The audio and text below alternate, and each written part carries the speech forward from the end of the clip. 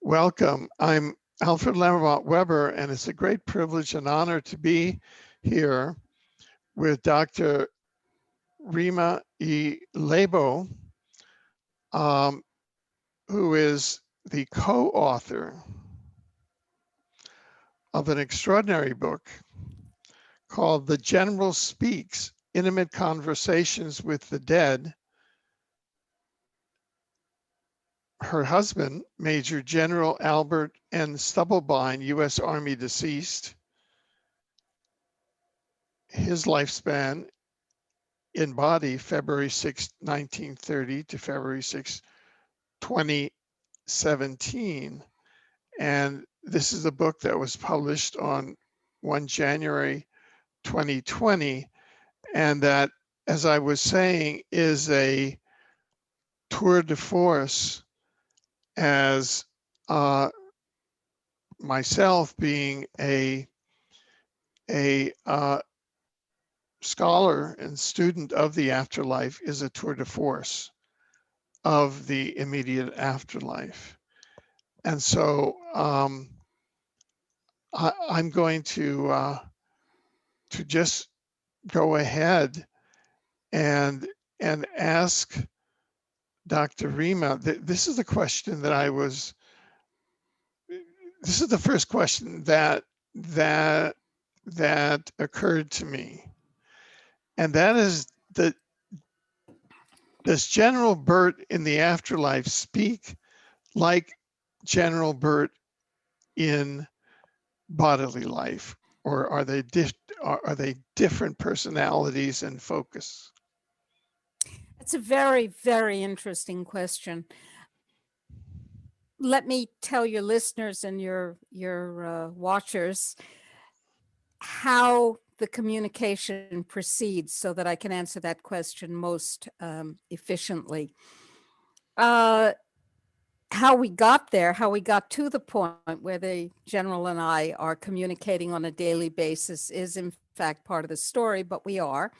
And I come to the computer and I sit down, and in blue font, to distinguish what I'm writing from what he's writing, hopefully they are in fact different sources creating this information, I write about my day. I talk as I would to my spouse over the dinner table, or at night in bed, or in the morning in bed before we get out of bed, or after we've gotten into it and we chat. I tell him what my day and experience and particular concerns are: the water leak, the tribunal about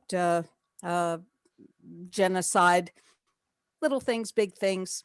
And then I close my eyes and I listen. I don't listen for a voice. I listen for knowledge, information, and presence. And the presence presents itself, and then information presents itself in the form of dialogue.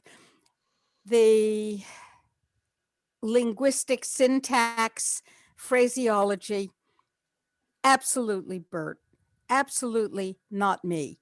The unique information and one of the characteristic things about Bert, General Stubblebine, is that he would say, let me give you a slightly different thought. And he would turn the premises of whatever it was that was being considered upside down, and it would be the exact perfect answer, analysis, thought, and it would leave me gobsmacked. Why didn't I think of that? Oh, well, of course. Or, wait, no. Oh, yeah. Very, very common experience with Bert, whose mind was quite different from mine. And so the information that comes through very often has that, let me give you a slightly different thought, focus. And of course, that's reassuring to me, because I know damn well I didn't think of that. I would never think of that. It's not the way my mind works. Furthermore, Bert was and is a high visual in terms of the main perceptual modes. He was visual kinesthetic. I am audio digital, kinesthetic.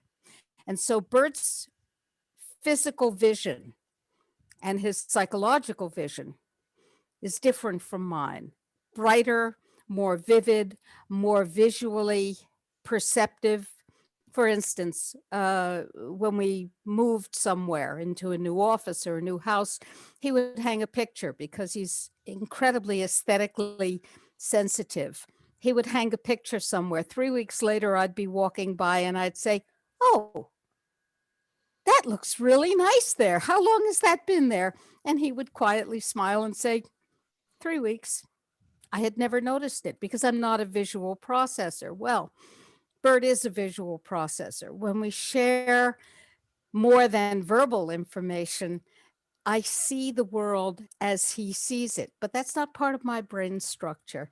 That's part of his brain and now perceptual structure, because the meat brain, as he calls it, is missing at the moment since he was cremated after he was killed. So it's quite different and it's quite surprising. Furthermore, Bert is sharing not only cosmology and epistemology, what happens after death, how the world and the universe is organized, and so on and so on. He's also sharing quantum physics, about which I know nothing other than, oh, there's a different world out there that's not Newtonian, and I have, an intelligent onlooker's view of the top level of quantum physics taking place at teeny tiny event levels and particle levels and so on. But I certainly have no mathematical understanding of it, no scientific understanding of it, other than the general populist view.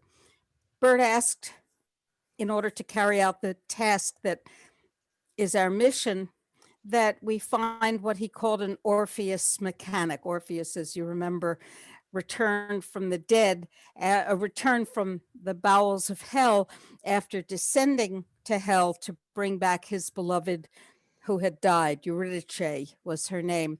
And Orpheus, this is interesting, Orpheus was the greatest musician of his era, of the world. He could turn rivers in their course. He could stop raging lions with his lyre. And so he took his lyre, his musical instrument, into Hades, and he played for Hades. And Hades was so moved by the music that Orpheus played that he said, "You may take Eurydice back, but do not look back. You may take her to the land of the living, but don't look back." If you remember the start. So, of course, what that says is that Orpheus was using frequency to change the course of the past, to make Eurydice undead, to make her alive again. And that there's huge information in that. Frequency is vitally important in everything that we do, whether we realize it or not. And frequency is important in ungluing the past and preparing the future. Very, very interesting. So Orpheus heard Eurydice crying behind him as they were ascending the stairs back to the world of the living from hell. And he turned back. He violated Hades' instructions. He turned back to look at her, and he lost her forever. Now, Bert has asked for, the very important, Bert has asked for an Orpheus mechanic. He sent me on a mission to find a quantum physicist to join the team of people working together with his information to accomplish what he and I originally set out to do a long time ago. And he sent me to the location where the physicist would be, and the physicist has joined our team. Now, the reason I mention this is that Bert frequently provides quantum physics information and mathematics, of which I am not only ignorant, I am incapable of processing and understanding. I'm a math phobe. I don't do math. My mind goes, and seizes up at the thought of a number. So, or numbers together. So when he provides the quantum information with accurate technical language that I have never heard before. I'm hearing something other than my own imaginings because I don't have that database. So I hope that answers the question. If not, just ask me again. Wow, I'm just wrapping my mind around the the the answer because um, in this, Bert, uh, this book is a revelation about the fractal nature of reality, of the universe. It's a living love poem of an extraordinary nature. Uh, in a way, it's structured around a prior life um, of Bert's, in which he, as an eminent Chinese soldier, I mean, one can see sort of the Chinese version of Bert, was assassinated. And isn't it amazing that in this life, Bert was assassinated? I mean, that's an extraordinary parallel. Maybe we should tell the story of Wujian. It's a Yeah, wonderful story. yeah. So the process is I come to the computer, and of course Bert and I are communicating all the time, or alternatively, I'm having thoughts that I perceive as Bert and me communicating all the time because, maybe I'm bonkers, who knows? But anyhow, Bert and I have an ongoing dialogue as I perceive it. And then I come to the computer and I sit down and I do my little thing. And early on, much of what I wrote in my blue font was, I'm so lonely. I'm so miserable. I miss you so badly. And we've edited out a lot of that because there's only so much that anybody else can read of that, really. But lots and lots of that. And it's a little weird to be complaining about your loneliness, grief, and loss to the person for whom you are lonely and in grief of having lost, and have them comfort you. That is structurally very weird. Okay. And I have noted that that is weird over and over, saying this is not what I learned in psychiatric training as normal.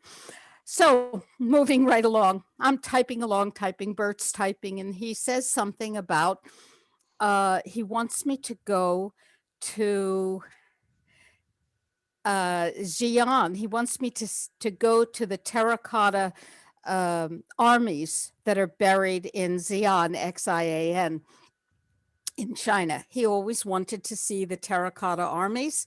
We didn't get to China. He always wanted to put his great foot on the Great Wall, as he would say.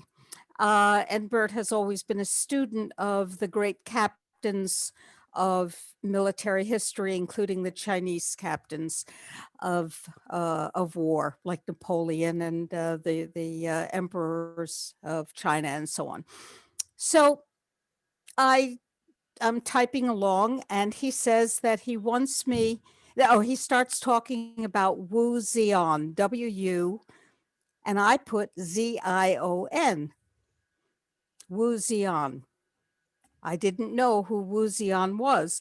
And he's talking about a Chinese general named Wuzian. After I finished that day's transmission, I went online and I looked up W-U space Z-I-O-N, Wuzian, nothing. And I thought, wait, the city of Xi'an in the transliteration of modern Chinese is called it's spelled Xion. Maybe there was a Wu Xion.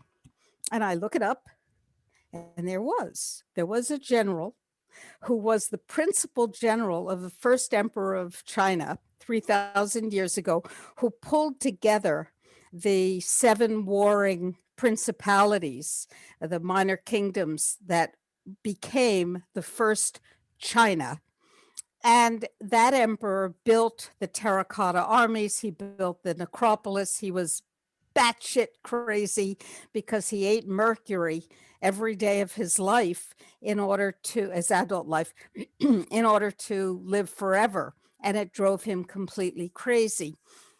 He had intended to bury his entire army, thousands upon thousands, tens of thousands of men and horses and camels and so on, with him when he died, so they could protect him in the afterlife. But his grand vizier, his prime minister, if you will, said to him, listen, king, you're going to leave your son with no army. And as soon as you're dead, should that ever happen, all the kingdoms that you've united are going to come and tear him apart, and there will be no more China. So how about you don't bury your army with you when you die? And he said, okay. But he enslaved 250,000 men. I'm sorry, he enslaved 750,000 men. The 250,000 was for another project. He enslaved 750,000 men to build life-size individual portraits of each man, horse, camel, chariot in his army. And he buried all of these in secret in 600 pits. We've only opened 3. In 600 pits of these individual statues of individual men and equipage and animals and so on. So Bert said, before I had looked up anything on the internet, that Wuzian had been killed in an assassination, that his second in command had arranged for him to be buried in a cave where he ran out of oxygen and died. And in the process of so doing, he panicked. Now, Wuzian, said Bert, was a mage. He was a Renaissance man who was a scholar, who was a magician, who was a chemist, who was a soldier, who was an all-around Renaissance kind of guy. And he forgot his mystical training and panicked. And so he was very nearly annihilated at the energetic level. And Bert said that he, Bert, had been Wuzian's mentee. Wuzian had been his mentor, that I was his second, and Bert was the second general in command. It's like being a 3-star general, and Wuzian was the 4-star general. And that I was Bert's second. And it was Wuzian's second who had decided he knew as much as Wuzian and had arranged for him to be killed. And Bert specified that he was killed in a landfall. So I went online, type, and it turns out that Wuzian was indeed the principal general of the first emperor of China. And how did Wuzian die? He was inspecting the earthworks of the Great Wall, which is what the first emperor of China was building to defend his territory. And the earthworks collapsed and he was buried and died. According to Bert, this was an assassination, not an accident. So I thought that was rather incredible. And off I went to China. Now, I have gone each year over the Christmas, New Year's holidays, except this last one. I find it intolerable to be home, wherever home is, without Bert, because Bert was a magician, and he took the holidays and made them magical for me with decorations, and he was so very talented, and presents and trees, and the offices and the house and so on were all turned into magical gifts. Everywhere I looked, there was more magic that came out of his love for me, and he had such joy in doing. So you can imagine that holidays are tough without him. So one year I ran off to China, another year I ran off to India. This year I didn't. You can't go anywhere. So I went off to China on Bert's instruction, and I went to Xi'an. and I went to the Terracotta soldiers pits where they're visible down below. And I had to go back twice because the first time the guide was just chattering and driving us through, and I couldn't I couldn't see anything. So I went back and I said to the guide, private guide, just, I'll see you in 2 hours. I have been here before, just, I'll wander. And I took 3 steps to the right where the guide previously hadn't let us wander.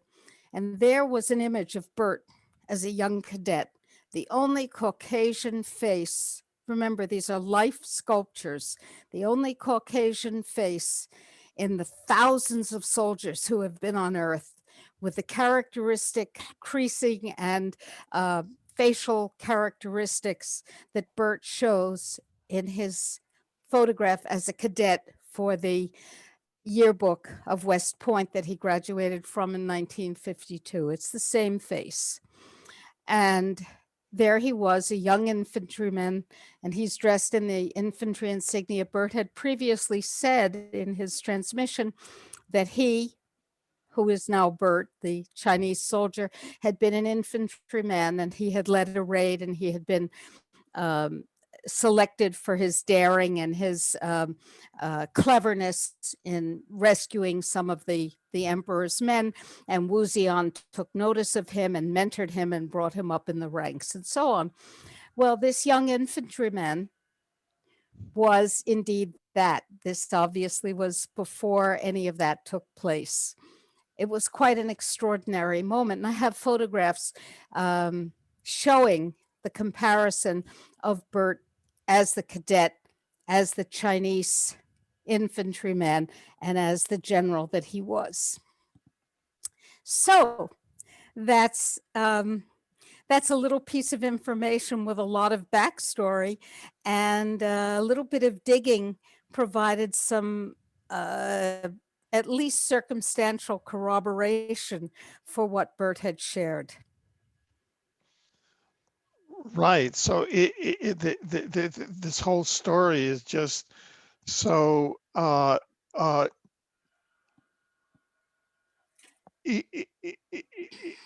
intertwined, and it appears as though the book is part of a task, and the task is, I think that the book is a teaching to its public, and the teaching is on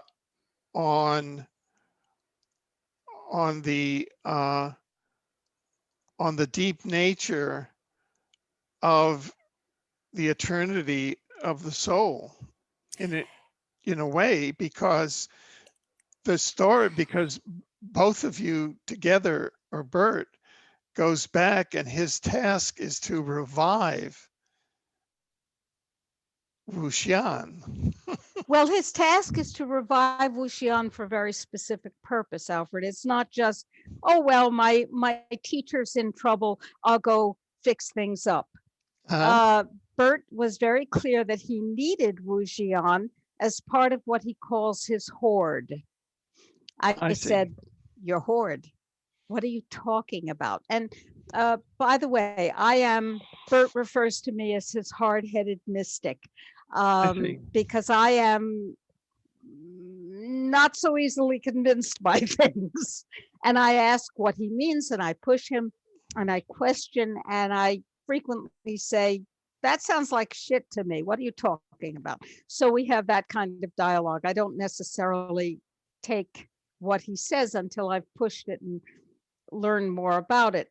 The task of reviving or reclaiming Wuxian and retrieving him from near total energetic annihilation.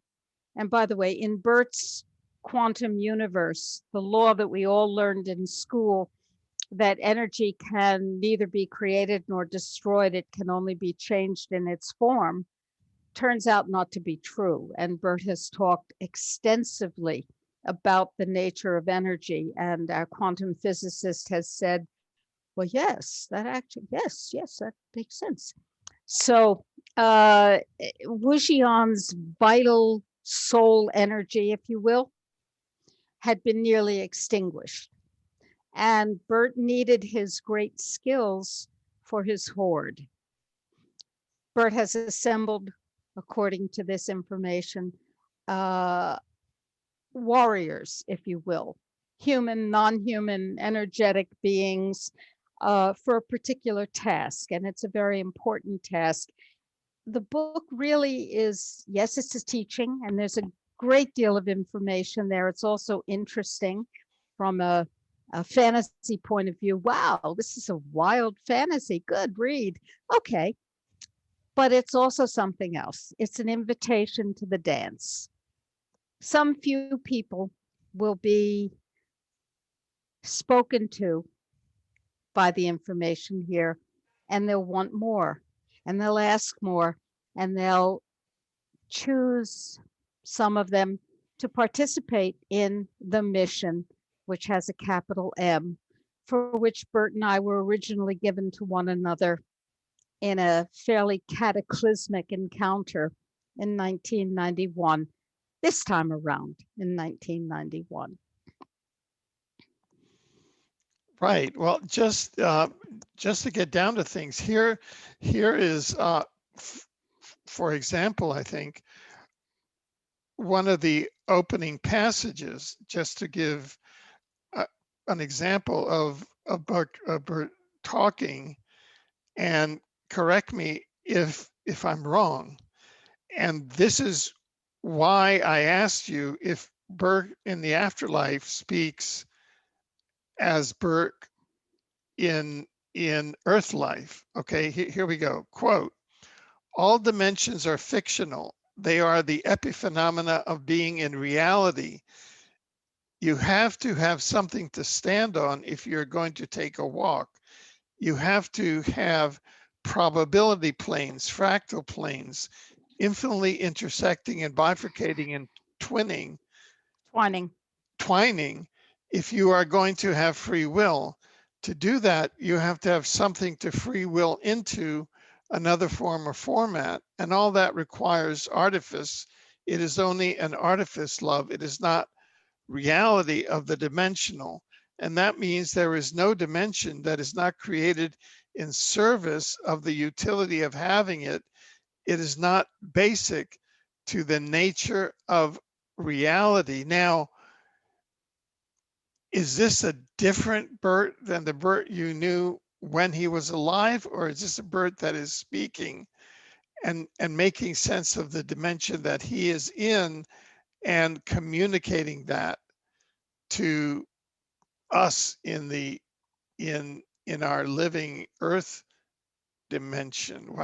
How would you interpret Well, that? sometimes he would say, hey, where's the WD-40? And Oh, sometimes he would sound like that. yeah. So let me give you a little bit of background to this fractal thing, if I may. Sure. I met Bert at a neurobiofeedback advanced training. Some of your listeners may know Thrive, Foster Gamble's Thrive movement, his video, his commercial venture. Well, Foster Gamble had a place in Palo Alto called the Mind Center, where very advanced work on neurobiofeedback was being carried out. And one of the neuroscientists working there, Jim Hart, was a speaker at a meeting that I had held and I was the chairperson of. And I was so impressed by what he was saying about what could be done by neurobiofeedback when the brain was trained to go into a state of synchrony and coherence. Synchrony means that the right and the left hemisphere are both in the same state at the same time. And coherence means the front and back are in the same state at the same time. So you have all four quadrants of the brain doing exactly the same thing electrically at the same time. It's a remarkable and rather unusual state, but it can be trained by 25 years of meditation in a cave in the Himalayas or by neurobiofeedback. And I thought, ooh, I got to go get me some of that. So I went to Palo Alto for a week-long training program in coherence and synchrony biofeedback. Bert was interviewing to be the CEO of that organization because neurobiofeedback, as we know it, rests on basic research that Bert sponsored when he was on active duty and was the commanding general of the United States Intelligence and Security Command, INSCOM, because he wanted to learn how to help his people work smarter, not better. So he had a high performance task force. Neurobiofeedback is very useful in that. And so he was involved in neurobiofeedback research. Thus, he was asked to attend the same webinar, the same seminar, and interview for the position out there. So that's how we met. And we realized that neurobiofeedback could be the core of the medicine of self-regulation, because everything is mediated through the brain. Consciousness, which is non-local, is mediated through the brain, and then everything in the body, the psyche, the emotions is controlled through that mediation. And we thought, wow, this is an incredibly potent tool. But so we proceeded to come together as a pair of people working together on many levels. And my practice of medicine incorporated neurobiofeedback. And he worked with me. Bert was an amazingly capable natural energy healer, but both of us also trained in Japan in Ki energy, also known as Qi in China. And so he did lots of hands-on healing, and he was the guy who introduced NLP, neuro-linguistic programming, into the Army. He had lots of tools in his tool belt, so to speak. So he would work with each patient and prepare them to become well. And we were dealing with people who were cataclysmically ill with autoimmune disorders and cancer and cardiovascular disorders and diabetes and head trauma and on and on and on. Okay. And we were having extraordinary, amazing success in 85% of the people. People would first have an emotional and spiritual awakening, as in, it was explosive. And then whatever the symptoms were that they had come for, whether they were physical or emotional or both, advanced cancer, whatever it was gone. Miraculous cure, but only in 85% of the cases. And we didn't know why. These people would heal and these people would not. So I'm a greedy sort of person. I'm not greedy for money or fame or position. I am greedy for knowledge. And I wanted to know what we could do to assure that everybody would have that kind of response.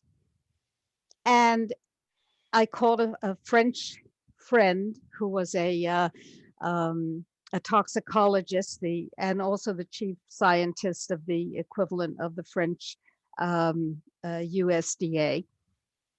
And I said, there's a ticket waiting for you at Charles de Gaulle Airport. I'd like you to come for 2 weeks and analyze the EEG information, because I don't do statistics. Bert doesn't do statistics. We need you to analyze the data and find out what's in there that will allow us to expand the effect of this for all of our patients and teach it to other people. And he said, certainement. And he arrived, and I thought it was a 2-week project. I was wrong. It was 11 years.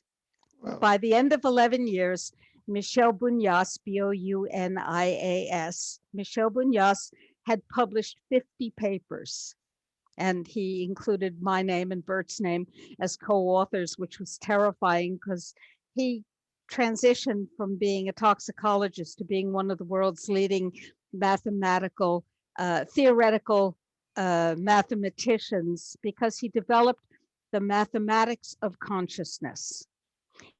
And in so doing, he presented the theory, which now actually many people have heard of, but at that time was completely unknown, attracted the notice of a number of Nobel Prize winners and so on.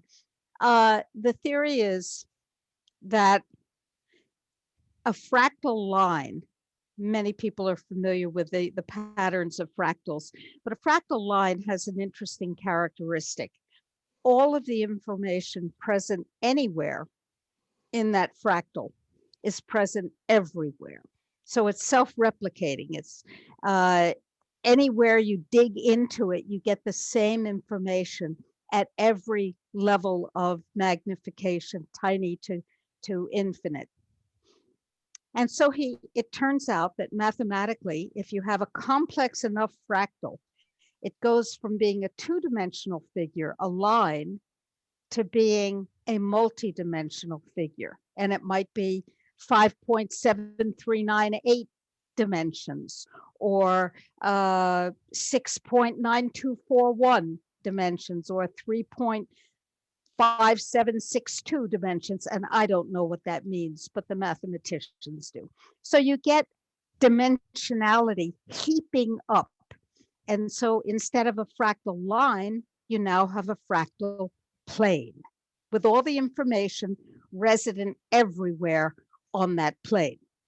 What happens if two planes intersect?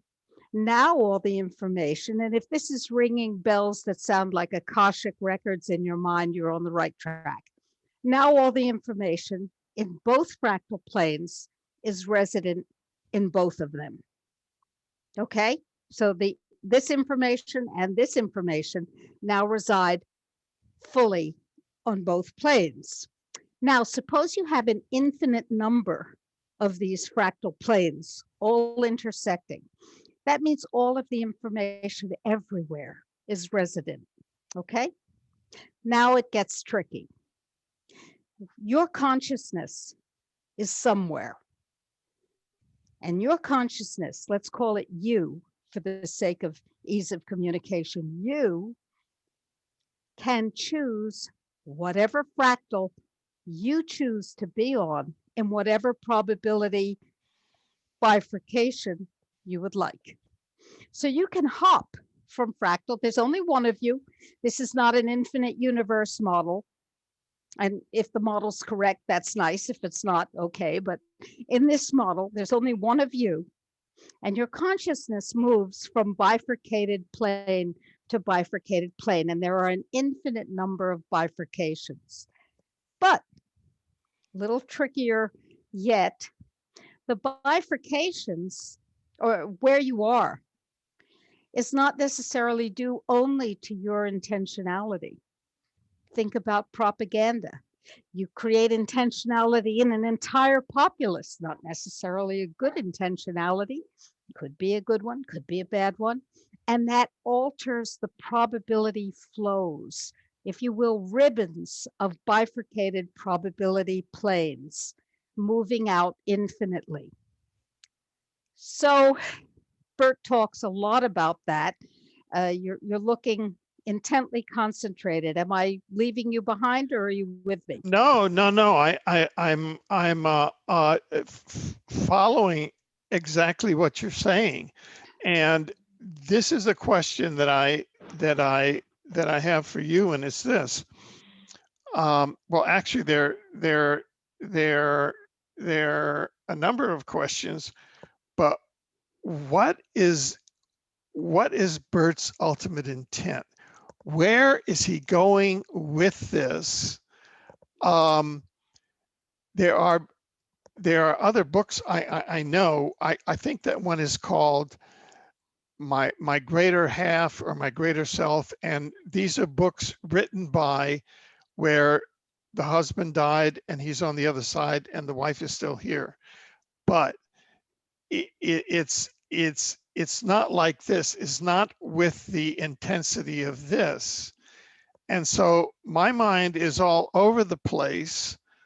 China, people are saying now, oh, war with China. I mean, what is the intent and what is the direction? Is there a strategic direction with this? Is there a spiritual teaching? what what is the what is the direction with this? Because I'm sure that Bert was a strategic person, right? How would you think this out? Because is not volume 2 on the way? Because I noticed that these are dates, right? So this must be a work in progress, right? Volume 2, let me answer your last question first and then go to the others. The answer to your other questions are absolutely yes, yes, without a doubt. I'll get there in a second. Okay.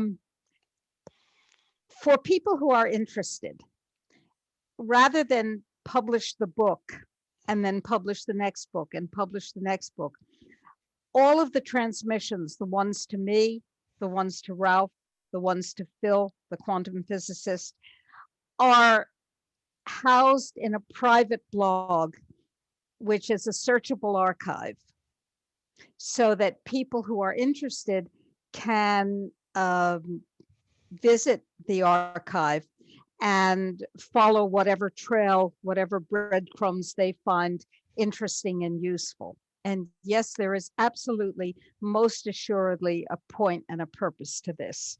I mentioned mission with a capital M. It is the mission. And I must say, it is the only thing, the mission is what is keeping me here. I have no other reason to be here except for completing the mission. And to tell you about the mission, I have to take you back to late 1990, perhaps, maybe in the fall of 1990. In the spring of 1990, I had had a series of quite unlooked for mystical experiences that changed my life and my worldview and caused me to start meditating very, very intensively. And I was in, perhaps you're familiar with the concept of samadhi meditation. I was not trained for intensive meditation. I was meditating and I came back to my body and found that it had stopped. My heart was not beating. My brain was not doing anything. There was no respiration. And I flew into quite a panic and I said, no, no. And I was trying to shake my physical body to get it kick-started again. And I learned how to do it much more elegantly, but the first time was a real shocker. Anyway, I was meditating intensively. And I got a mission. I got an instruction, and the mission was very simple, and I thought completely insane. And I said, what? That's crazy. And eventually said, okay, it's crazy, but I will accept the mission. Bert, on the other hand, and it seems to have been at just about the same time, maybe it was precisely synchronous, we'll never know. Bert was given the mission, and being a military person, 32 years in the military, he said, yes, sir, and accepted the mission. What was the mission? The mission was heal the world. Heal the world. Heal the world. Well, that is quite a mission. It's which is why I said, that is entirely insane.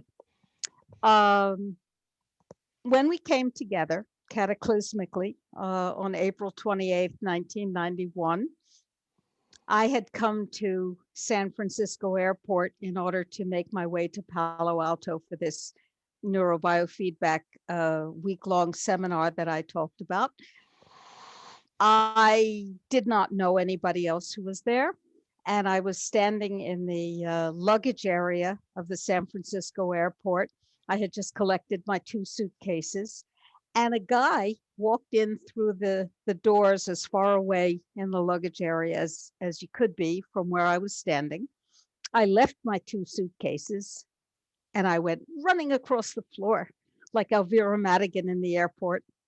And I leaped into the arms of this complete and total stranger, rather unaccustomed behavior from me. I'm enthusiastic, but I'm not quite that crazy. And he caught me in his arms and he kissed me and he set me down and he kissed me again. And I knew that this was, he was not a stranger. There was deep and profound recognition in that moment. I also knew that this was crazy, but there you go. And then we introduced ourselves, which was like Hiroshima Mon Amour in the airport. We were doing movies. And I told him my name. He told me his name. And I was horrified because I had been avoiding meeting this man for a year and a half. We had colleagues in common, friends and colleagues who kept saying, you have to meet General Stubblebine. You have to work with General Stubblebine. You really have to work together. And I said, as an old anti-war activist and social justice activist, General Stubblebine, he is a nefarious monster. I want nothing to do with him. He's the man who created remote viewing. Now, I knew that the Russians had created remote viewing by torture, electroshock, chemical abuse, intimidation, murder. And I thought, why would we be any different? I didn't realize that in this super secret program, Bert had built his viewers an ice cream bar. He had made them happy. He had treated them beautifully, and they joyously participated in the work. You've wound up with the same results, but with a very different pathway getting there. I didn't know that. So I just assumed he was a nefarious monster perverting a basic human capacity and wanted nothing to do with him. And he was a general. And in my stereotypic naivete, I thought they were all monsters. Well, at least one of them wasn't, but I didn't know that. And so I refused to meet him for a year and a half. So now this guy has just set me down and kissed me again, and he tells me his name. And I was somewhat conflicted because on the one hand, he was my soul and we were bonded forever. And on the other hand, I hated the son of a bitch. So that was something for me to work through. Then we spent the entire night. We went out to dinner and we spent the whole night talking before we both went to the session in the morning for the week-long training. And of course, he was there for the same purpose, naturally. And in that acquaintance that we developed out of an already consummated connection, which was pretty interesting, he said he had been given a mission, and the mission was to heal the world. And he didn't know what that meant, but he knew that he couldn't do it in the state that he was in personally, because he was not in a relationship of perfect love. And I had been given the same information. We realized that now we could complete that mission, and we looked at each other and we said, what does it mean? And we both acknowledged that we had no idea. It's a very big world and it has a lot of problems. What does healing it mean? So for the first 10 years of our relationship, technologies, information, relationships would kind of fall in front of us, and we pick them up and look at them and put them on the shelf and collect all this information. And we knew that we were being directed to be readied to carry out the task. And we had some remarkable, magical experiences in many parts of the world as we were being directed toward that. Then Bert is dispatched. He did not die of natural causes. That is in the courts at the moment. So Bert dies and I'm devastated. And I say, okay, well, there goes the mission, because that can only be carried out in the context of perfect love. Guess that's over. And Bert says to me, I want you to go to the Monroe Institute. Now, Bert was one of Bob Monroe's explorers. When he would bring his commanders down for the Gateway program, because he wanted them to understand that they were more than their physical selves and they had no limits. So they would go do their training. Bob Monroe would wire up Bert in polygraph mode, and then Bert would go out of body and go do something or carry out one of Bob Monroe's tasks or a task that Bert brought to the table. Bert could do that at will. Bert was a remarkable sort of guy, and incredibly intuitive and psychic and amazing healer. Uh, and so he would go off and do things. So he and Bob were very close. And he had always said, "Oh, I'll take you down to the Monroe Institute. You and Bob will love each other." Then Bob died. And he said, "Well, we'll still go down to the Monroe Institute. I want you to meet the people," and so on. And then he died, Bert died. And I said, "Why would I go to the Monroe Institute?" He said, "Just go." I said, "I can go out of body. I don't need to go to the," he said, "Go." This is in the Shenandoah River Valley. It's very beautiful in Virginia, Faber, Virginia. And I said, "Okay." And I made an appointment to, or made arrangements to take one of their gateway programs. It's a wonderful place, by the way.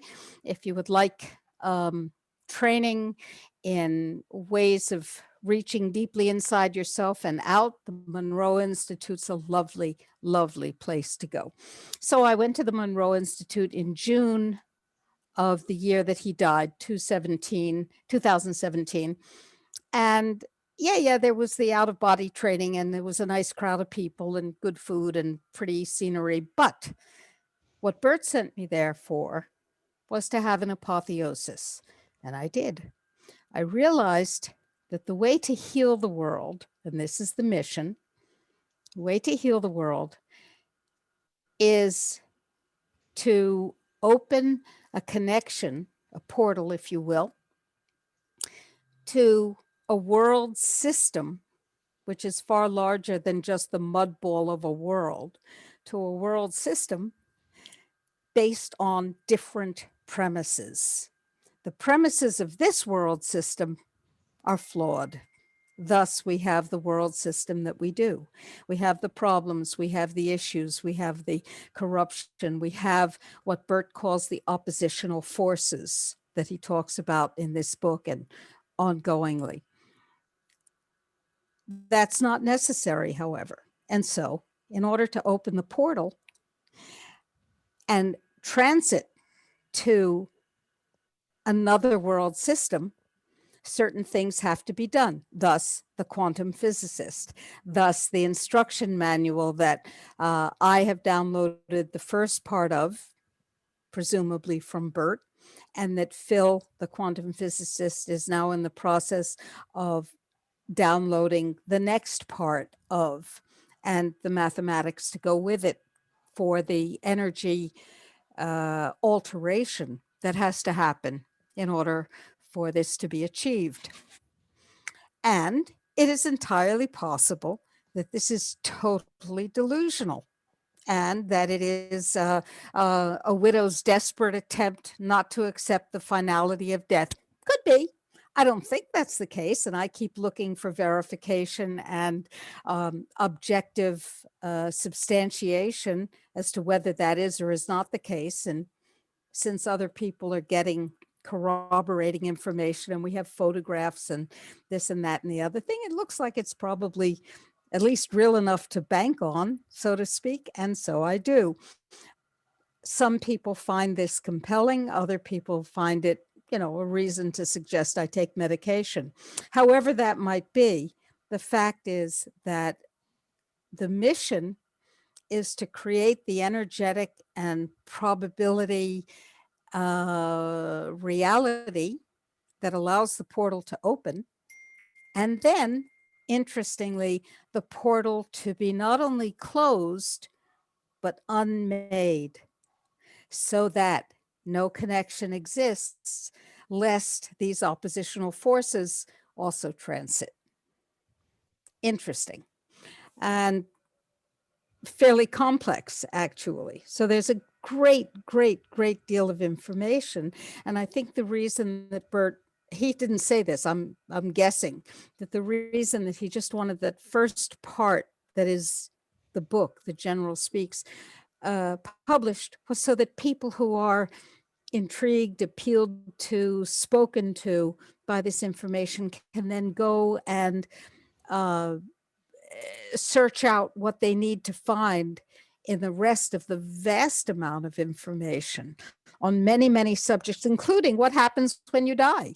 Because I said to Bert, tears running down my face, okay, a lot of people lose people that they love very, very dearly. How come you're hanging around and I get to talk to you, and these other people who love their loved ones don't, or they do very briefly, and then that's over? How come?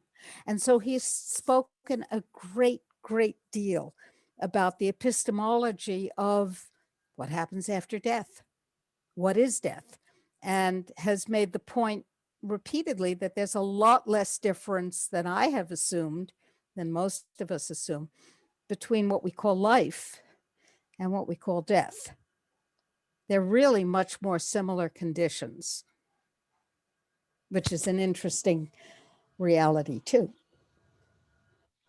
Now, do you have you thought about, or is there sort of a teaching facility around this? Do you have classes around this, No, and ongoing seminars and no, study classes? no. I suppose, I mean, it could be a Course in Miracles, but it's not. It is as it. I'm perfectly happy to speak with anybody, and people who are interested can access the archives and reach into it, and are welcome to dialogue with Bert. By the way, I don't own a patent on Bert, and Bert being able to multitask in a fairly remarkable way doesn't have the kind of limitations that I do on my time. I can only talk to you right now, and I'll hang up on the phone because I can't do that at the same time. He seems to be a little more flexible and fluid. So can we put I saw the link. So could we put a link in the video just in the video description to this interview in case people wanted to I follow up on would that? prefer that they read the book Okay, first. We can sure. put a link in this interview so they can read the book, because Yeah, there may be people who say, that doesn't resonate with me. And then, yeah, why go further? Why bother? right. And I want to make something really clear. We're not selling anything. We're not creating a religion. We're not creating a cult or a following, or demanding adherence, obedience, or synchronicity of thought. The information is as it is, and it stands or falls based on what's in your heart and your brain.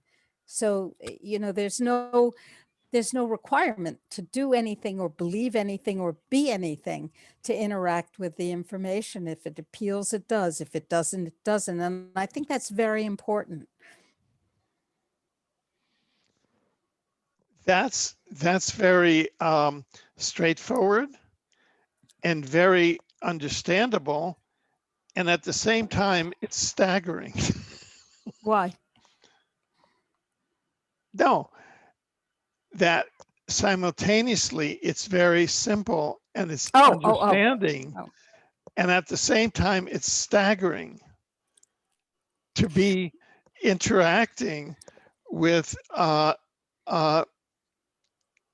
Bert in the afterlife, who is willing to interact and give information of the extraordinary sort that one can witness in this book, The General Speaks. Maybe it would be interesting to talk about my eyes for a moment. Yes, please do. Starting in 2013, I was going blind. We were living in Chile at that point, which, by the way, has very advanced allopathic medicine, in some ways better than US medicine, but it's all allopathic. So I was going blind. I, by that point, was no longer able to drive, and I was having regular periodic checkups using the advanced equipment that ophthalmologists use to document the changes that were happening in my eyes. It wasn't macular degeneration. It wasn't any of the things that I know how to cure. It was something that I didn't know how to cure, and it was getting worse and worse. And so in 2013, 14, 15, and 16, I had documentation of the progressive nature of the deterioration of my retina. And after Bert died, I was really troubled, not only by the fact that Bert was dead, but by the question of how I was going to live an independent life if I were blind. And so there was a suggestion that a particular surgery might be useful in this rare condition, rare, progressive, irreversible condition that I indisputably had. But typically the surgery makes things much worse. And so there was a big question about whether I should have the surgery. So I made an appointment with the head of retinal surgery at Columbia University in New York City on February 15th, which was 11 days after Bert had died. And I had sent him an email with the laboratory results from the studies of all those years. So I get to his office, and he has exactly the same equipment that was being used in Chile.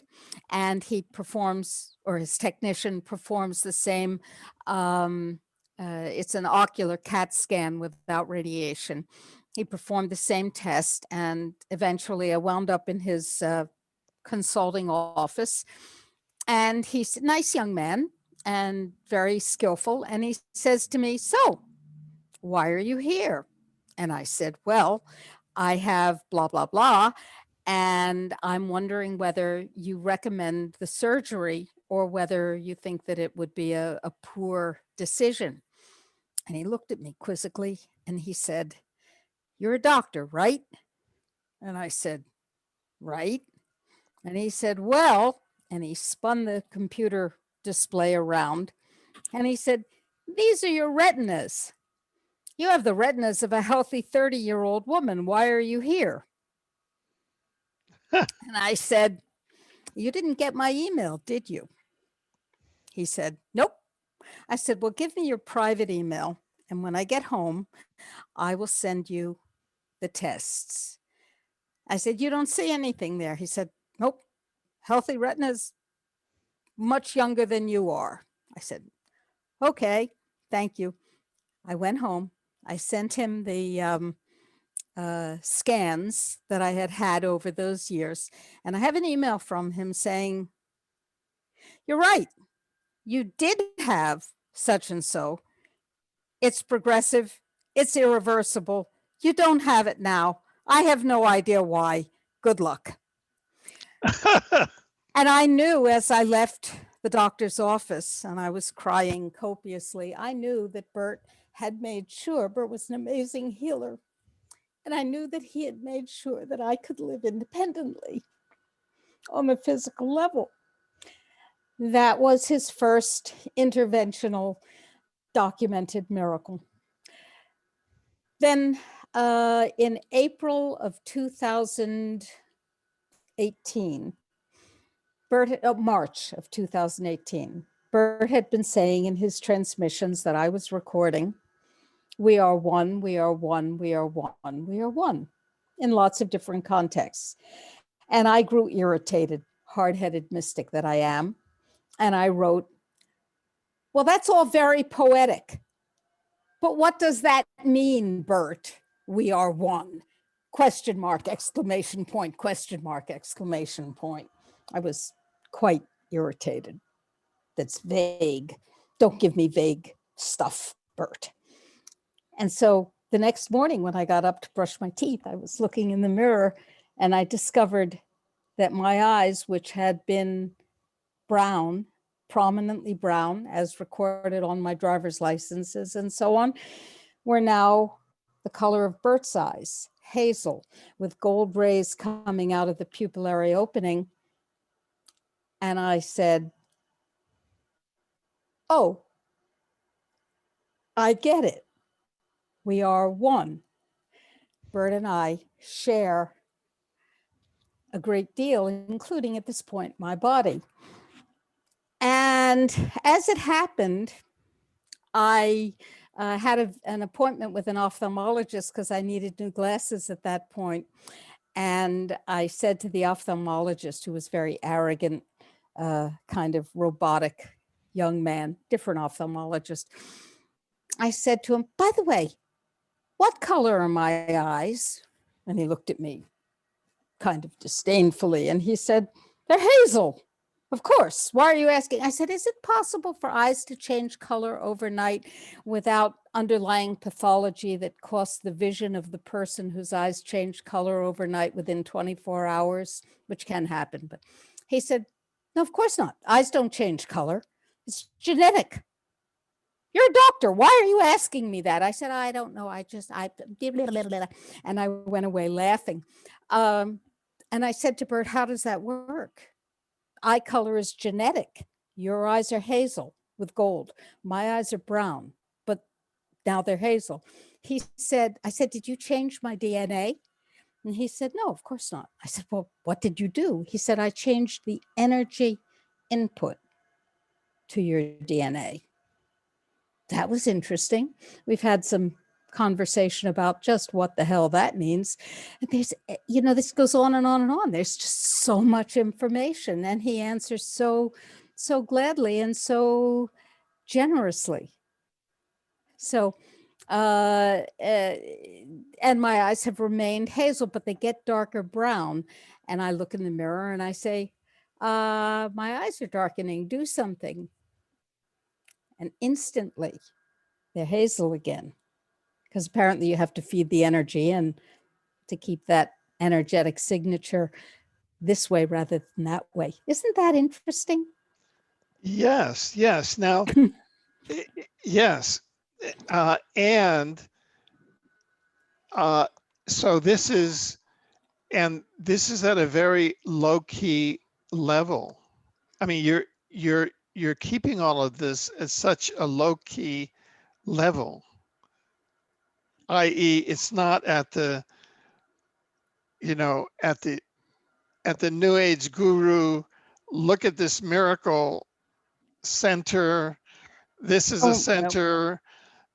You'll have visitors a mile long. People will fly in from all continents.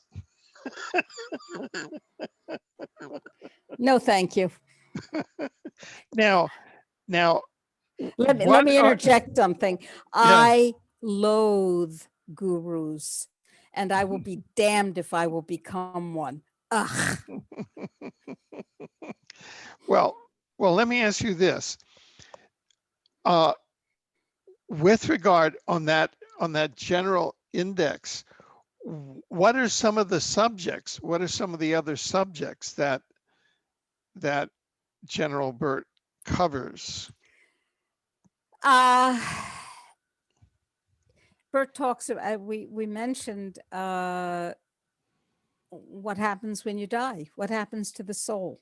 Right, that's a sort of interesting one. Oh, yeah. How do you find a world system that has different premises? What does that mean? How does that get animated? Let me just toss out an interesting concept. Well, before I do that, let me ask you, Alfred, you happen to be, and I did not know this about you until very, very recently, you happen to be, as you said at the beginning of this interview, a student and a scholar in this area. So I want to know what your response, based on your study and your research, and so what's resonating in you, tell me about your response to this information. Well, my response to this information, I mean, is that I want to come up and write my 4th book on the Omniverse. That's what I want to do. I mean, I am very practical. and it's that it is it is very seldom that one would encounter a sort of living fountain of information. Living and dead. You have to Yeah, understand. yeah, living fountain.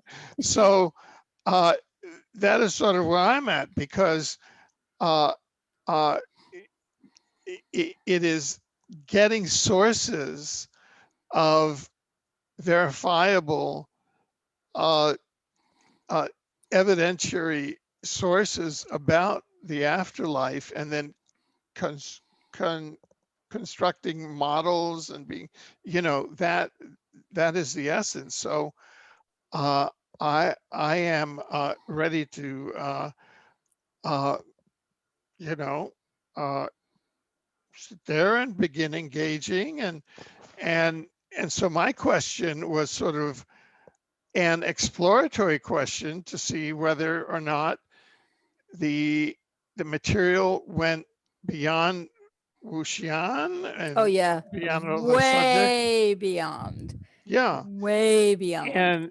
and would it be permissible for me to go and examine it and read it and then see where that led me, which is Why not? I don't know. I Why have not? absolutely don't know. But what happens to me, I mean, I've now written 8 or 9 books, going on my 10th book, is that I go and usually at the end of a process something pops up. you know Interesting. Of course, I see no reason why that wouldn't be at least fascinating for you, and maybe codification of the information would be something that emerged from it. That's always useful. By the way, I wanted to share something with your audience and you. yeah. Bert refers to himself not as a I'm dead sorry. person. I'm Bert sorry. refers to himself Yeah. not as a dead person or a not dead person. Bert tends to refer to himself as an SDG. You know what an SDG is? SDG. DG, Tell me. a slightly dead guy, Slightly dead guy. which is pretty typical of the kind of down to earth, unpretentious way that Yeah. Bert deals Yeah. with things. It always has. Yeah. Yeah. And I cannot, to me, I've purged the word dead from my vocabulary, because you can't say that the soul and spirit of Bert that was in that in in in in in his bodily avatar is dead. It's not. It's very much alive. In fact, from a spiritual point of view, birth is death and death is birth. You know, Exactly. yeah, yeah. Exactly. So yeah. One of our colleagues, Ralph, who happens to be a trustee of the Natural Solutions Foundation and happens to be alert and alive to all of this stuff far more easily than I have been, and communicates regularly with Bert as well. In fact, one of the things that we do is we have a little process of triangulation. So if there's an important question or topic or whatever, we hand it out to several people, each of whom speaks to Bert and records what they get. And then, as Bert did with his remote viewers, he never used the work of just one. He had 6 remote viewers, and they would pile the information on top of the other information and only take what was common to all of them and discard anything that was an outlier. So we do a little of the same, and we will talk to Bert about something, record the information, and then triangulate the contents to make sure that none of us is producing information that is overlay rather than Bert's information. I That see. Well, that's yeah. So that's very scholarly, and yeah. Now, when you mention remote viewing, I did a stint at Stanford Research Institute, and the people who brought me there were Hal Puthoff and Dr. Russ Targ. Targ. How does Bert's work intersect with their work?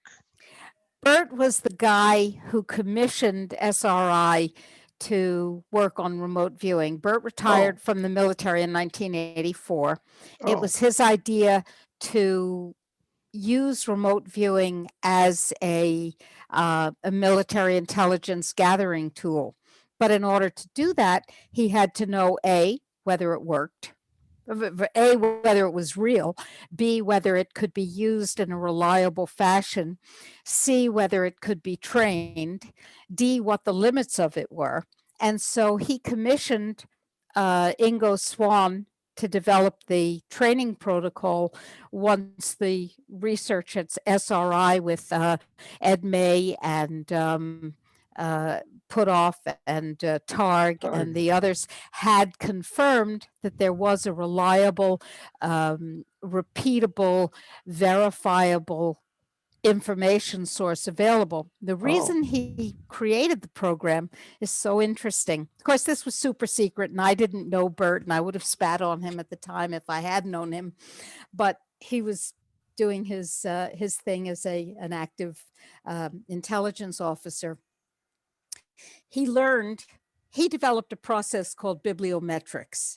He oh, dispatched people or tasked people with the job of looking at everything the Russians put out: newspaper articles, journal articles, magazines, books, fiction, movies, radio broadcasts, everything mhm. that they put out. And from that, he had people under his direction extracting the themes to find out what they were interested in and correlate that with intelligence information to find out what they were actually working on.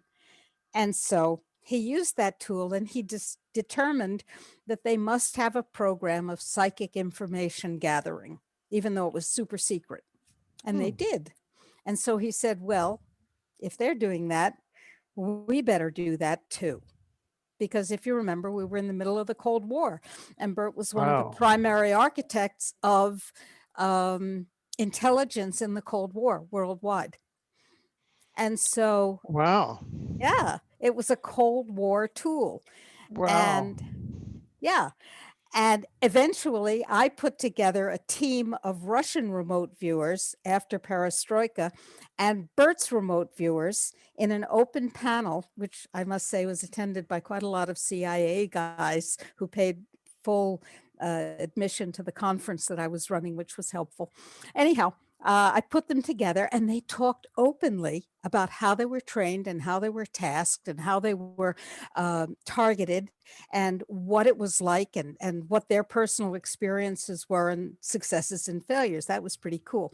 Anyway, that's an aside. yeah, So Bert created this program, and then after he retired, he realized that the money had been spent that was public tax money, and therefore the technology belonged to the American people, not to the military.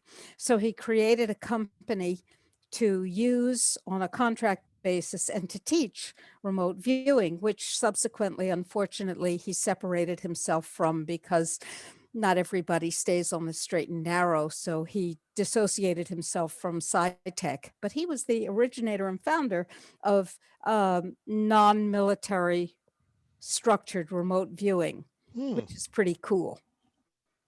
Just an Wow. aside. Yeah, I told you there was before the interview, I said Bert was not a guy who was outside the box. He was a guy who never noticed that there was a box That there anywhere. was a box. Box, Very what interesting. box? Is there a box somewhere? I didn't see any box. Yeah, yeah. And so he is continuing his characteristic orientation. Exactly. Right. Fearless, utterly boundaryless, and yet aware of appropriate boundaries, self-generated appropriate boundaries. Rather interesting. Very, I would say a mature way of being in the world, but full of fun always. And Bert's funny. He's always been funny. Right, right. And so now, so So now you two are continuing this mission together, you in this dimension and he in that dimension. Well, no, he's in this dimension. He's just not Well, physical. And it's an important distinction. oh, I see.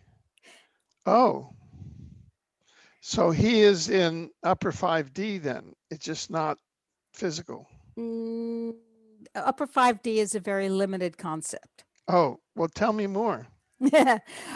Some of this I don't understand, and our physicist would be better able to tell you. Time. We should talk about time. You've heard it said that time doesn't exist. But if you're in what Bert calls the meat world, the 3D world, things process sequentially. Enzymes, for instance, an enzyme is a little engine that picks up something called the substrate, moves it somewhere, does something to it, puts it down, comes back to do it again. It's a little robot and it keeps doing it. And so there's a time component, a directionality. There's an arrow with a head that we call time. And we live biologically in that time moment, in that time reality. And so experientially, there certainly is time. But in terms of a more wide angle view, there is no such thing as time. Now, imagine, if you will, that there is a moment called the present, okay? And you're in it. As a matter of fact, you are it. And there are an infinite number of lines reaching from that present into an infinite number of future bifurcations, probabilities. And they all converge in that moment. But reaching back, there's an equally infinite number of lines reaching back into what we call the past. Now, the most advanced quantum physics is currently saying that the past reaches forward and changes the future. Simultaneously, the future reaches backward and changes the past. I didn't know that.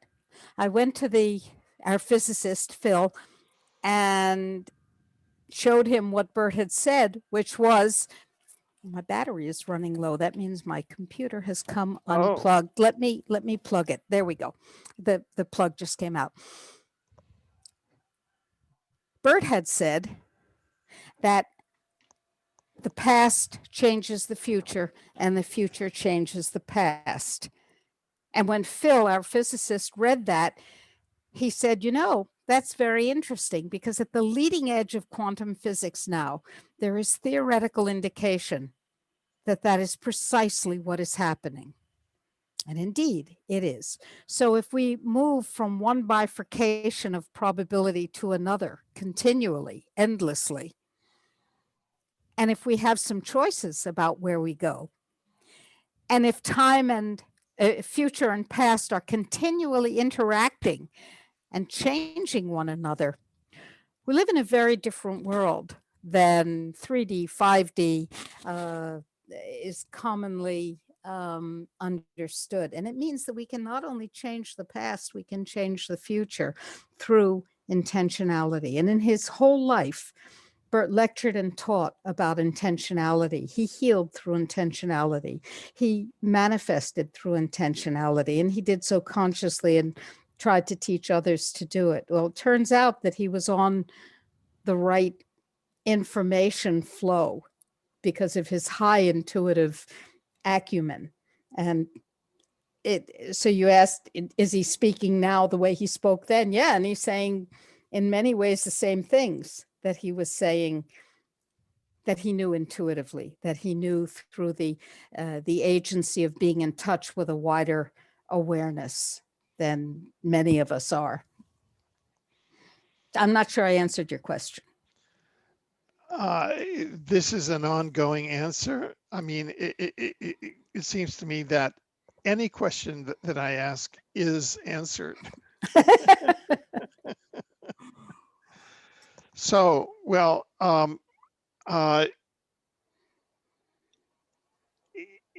it uh, do you anticipate publishing another book?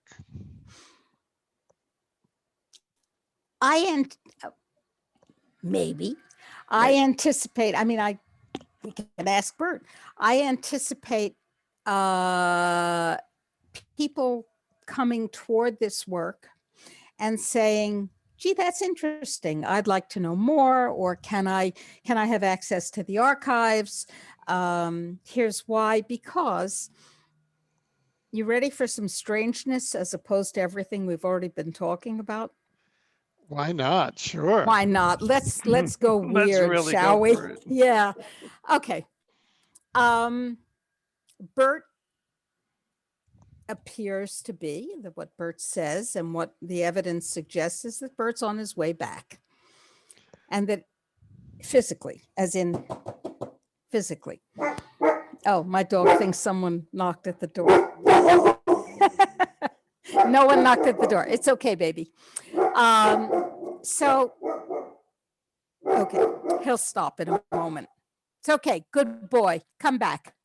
Come back. In order to open the portal, good boy. In order to, maybe it's Bert. In order to open the portal to the healed world, we have to back up a step or two, if that's okay. So I said before, who can do that? Who can select a world system with a different, it's okay, baby. Good. Maybe there is somebody there. In order to select a world system with a different portal, a different set of premises, and then connect to it, you have to have a special set of capacities. Bert has said that there are world shakers who have the souls or beings, entities, who have the capacity to alter events or contours.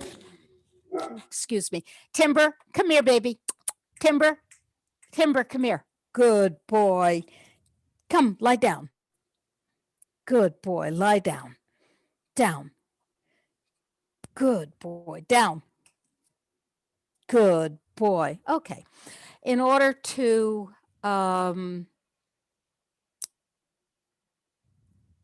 world shakers can alter events in a potent way, can change the interaction of what was and what is, and have massive impact. World makers have that ability and can also choose, good boy, can also choose to stop barking. No, that's not right. Can also choose to animate entire world systems. What do I mean by that? Everything that could exist already exists, but it's not necessarily in use. It's like an infinite yard of mothballed possibilities that are just lying there ready to be selected and animated, including entire world systems. Every world system that could exist already exists. A world maker has the ability to select a world system, which Bert says ordinarily takes a very, very, very, very long time to settle upon. And then, now this is my analogy, Bert never said this. Imagine having a flat balloon and sticking a straw into it, or a guest airbed, and going and blowing it up and getting it ready to use. Kind of sort of like that. So if you select a world system with different premises and you animate it and you use it, you're going to get a world system that operates differently, that may have even somewhat different laws of nature, that may have different consequences for the inhabitants or users of. And initially I was, of course, very skeptical, and I said, what?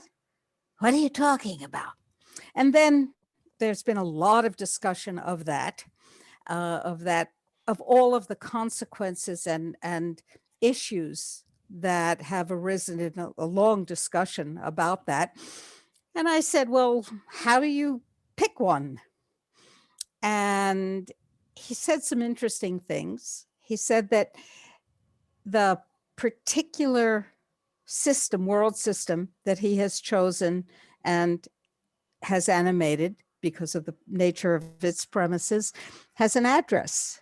And the address is, of course, a frequency.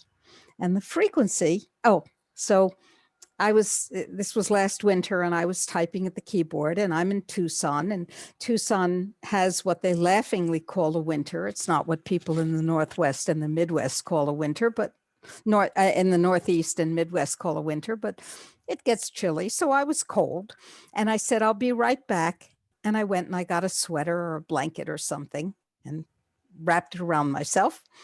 And I came back, and the computer was typing all by itself. And I said, aren't you a clever lad?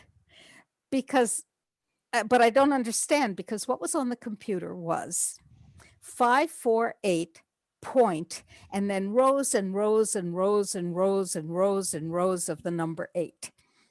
548.888888888. And I said, what the hell is that? And he said, that's the address. I said, the address of what? He said, the healed world. I said, wait. Nothing on this planet has the capacity to interact with that many decimals. He said, I know, I was just playing. So I said, well, okay, what's the real address? And he said, 548.888888888, And I said, yeah, well, there's nothing that can interact with that many decimals that I know of. I mean, rollover and stuff would eliminate that level of precision. He said, I know. But if you add another 8 or a 9 or a 6 or a 2 or anything else, it's a different place. So the address of that system is 548.98. How interesting. Then when you start looking at that and exploring what that means, a great deal unfolds from it. And that's all in the transmissions over these last several years. And that's what the portal connects to. 548.8 .98 888. Well, let me ask you this. Is there something that you had wanted to share in this session that you have not had the opportunity to share yet? Only about 45 hours worth. So we'll just assume that the answer is simply to be continued as you find it interesting. To be continued. And so the next question is, how can readers access a copy of the book? They can go to nsfmarketplace.com. nsfmarketplace.com. Okay. And they can purchase an electronic copy. Okay. They can download it. And then if it is interesting to them, we have a way for them to access the archives. And they are searchable, as I said. Now, I do want to make a couple of quick points, if I may. First of all, I have had such a good time being able to speak about this with somebody who's both intelligent and receptive and interested. That's really fun for me, because ordinarily I'm a scientist and a doctor and a sane person. So this is more fun. but Oh, it's really a delight having this conversation, Alfred. oh, great. The second thing is that this is, as I said before, I'm not selling anything. I'm not hawking a theology. I don't need followers. Bert has said that there would be a few people who came together to this information and to this work for whom it would resonate, and that he needed to be here physically for them. I mean, I want him here for me so I can put my arms around him and he can put his around me. That's my reason for wanting him here, purely personal, soul-driven, love-driven. But that's not his whole reason for being here.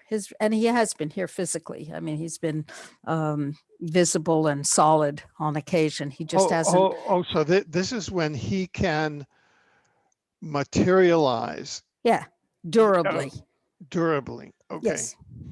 And he says that he needs to be here for the opening and closing and unmaking of the fact that there was an opening of the portal.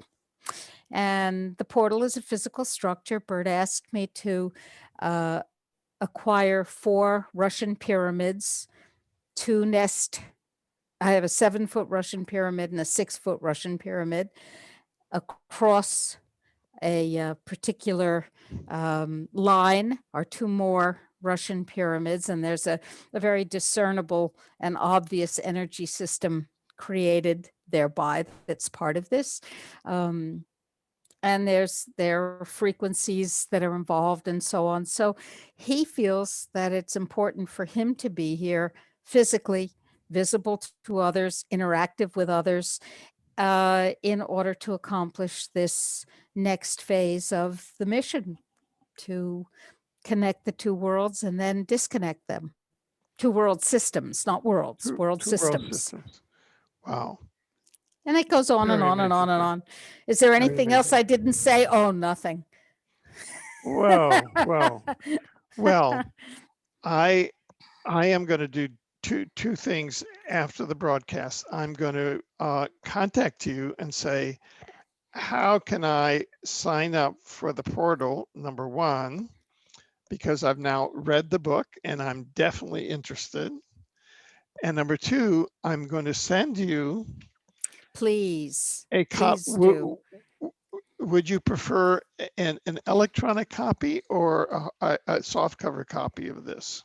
Have you figured out a way to write something to somebody on an electronic copy? Because if you have, I'll take that. But if you can put your handwritten note on a softcover copy, I'd love that. You mean send a soft copy? Send it at, Yeah, sure. Then sign it for me. Then I am going to write you for your address. Yes, I'll send you an email with and put it in the forever Canadian mails. Oh, maybe we shouldn't. It goes. It's Canada pandemic mails. I'll take an electronic copy. Okay. Forget the signature. I want to read it in this lifetime.